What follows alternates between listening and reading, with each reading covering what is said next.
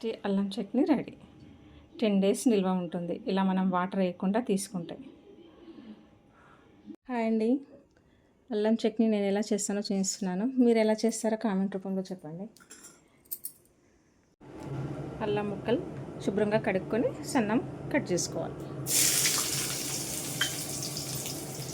ఇలా అల్లం ముక్కలు కొద్దిగా ఎరుపు రంగు వచ్చిన తర్వాత కొద్దిగంత శనగపప్పు, ఇప్పుడు మనం కొద్దిగంత మినప్పప్పు వేసుకుందాం.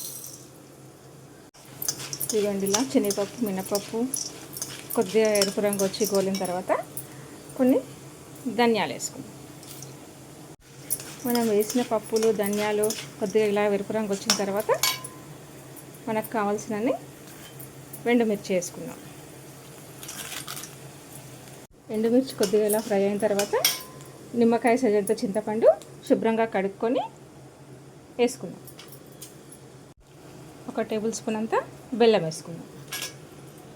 ఇప్పుడు కొద్దిగంత పసుపు, బెల్లం కరిగి చింతపండు ఉడికేంత వరకు ఒక 1/2 కప్ అని వాటర్ వేసుకుందాం. ఇప్పుడు మనం సాల్ట్ వేసుకుందాం.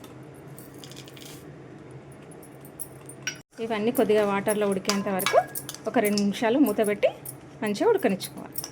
మిరపకాయలన్నీ మెత్తబడేంత వరకు. ఇవి కొద్దిగా ఉడికిన తర్వాత చల్లగైనాక మిక్సీ పట్టుకుందాం.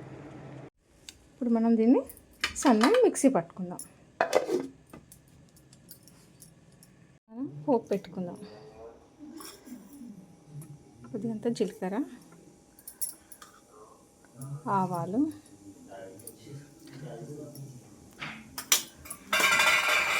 కరివేపాకు, మిక్సీ పట్టుకున్న ఈ అల్లం చట్నీ అంతా ఒక గిన్నెలోకి తీసుకుందాం.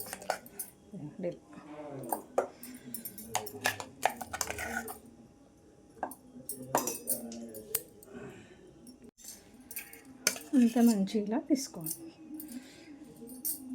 మనం పోపు పెట్టుకున్నాం కదా, ఇందులోకి పోసుకుందాం. పోపు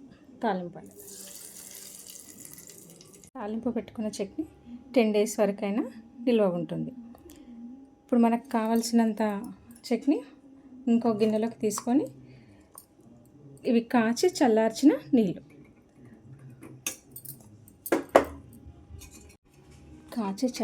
నీళ్ళలో కలుపుకుంటే ఇలా ఉంటుంది మనకు అల్లం చట్నీ అనేది.